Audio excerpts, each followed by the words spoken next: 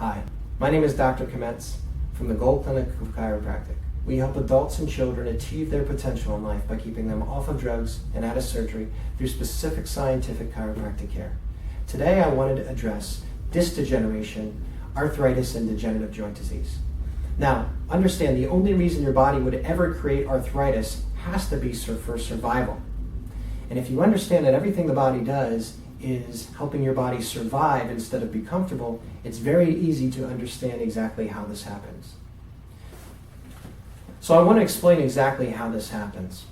When the body cannot adapt to a physical force, you may get a condition called subluxation, and this is what chiropractors are concerned with.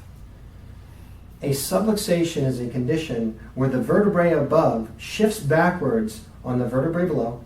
What it does is it stretches and damages and herniates that disc, and it starts to pinch off that nerve. Only 6% of the function of the nerves is pain. The other 94% is what's running the body. So if you have a subluxation in the middle part of your back that's causing pain in your thoracic area, those same nerves go into the lungs.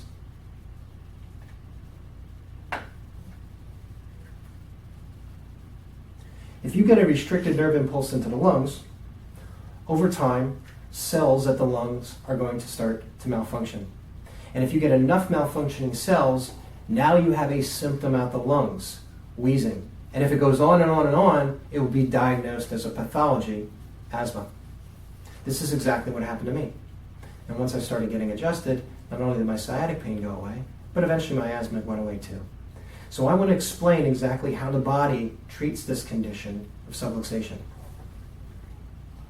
When you have a subluxation, the vertebrae shifts backwards, it stretches and herniates that disc, and that will create inflammation. The inflammation is there to try to heal up that disc. Now, when this happens, since it's creating inflammation there, it's actually the inflammation that starts to compress that nerve and cause the pain, any other symptoms, whatever they may be. This condition is so bad to the body needs to do something to prevent it from getting any worse. So the first things it starts to do is it starts to lock this into position with scar tissue. And what it does is it scars up that area and creates muscle spasms around that area to protect this joint from getting any worse and from that vertebrae shifting back even further. The problem with that is the only way the disc gets any nutrients is by a process called inhibition, which means it sucks in fluid, it imbibes fluids.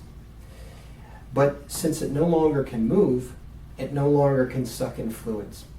And anything that doesn't eat is going to start to get smaller. And that's the beginning of degenerative disc disease. As the disc starts to get thinner, eventually it can't stabilize that joint anymore. And now the body needs to build bone. Bone, arthritis, degenerative disc disease, that is the way the body will permanently stabilize any joint. Now, even though we call it a disease, it's actually an intelligent response of the body to try to stabilize us permanently. For more information, you may visit our website at gohlclinic.com. You can find us on Facebook at facebook.com/gohlclinic, or you can subscribe to our YouTube channel.